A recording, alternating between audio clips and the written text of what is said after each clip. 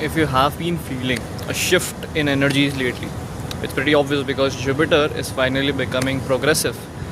Gurudev is coming out of the retrograde motion, which it has been in since the last October or November. Okay, and obviously, yeah, the planets in retrograde and planets in progressive give different results. According to the transit, it is transiting in Gemini. Jupiter is transiting in Gemini and it is becoming progressive.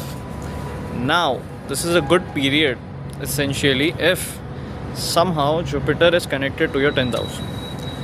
If according to your birth chart, if the lord of your 10th house is connected to Jupiter, or 10th house is connected to the Jupiter or aspected by Jupiter, or according to the transit, if Jupiter is transiting over your 10th house lord. So for example, if your 10th house lord is sitting in Gemini, or it is sitting in aspects of the Jupiter right now. For example, the 7th aspect of Gemini becomes Sagittarius. So if your 10th house lord is in Sagittarius, in these kind of cases, there is a very good tendency, there is a very high probability that you would get a new career opportunity, a break coming for you.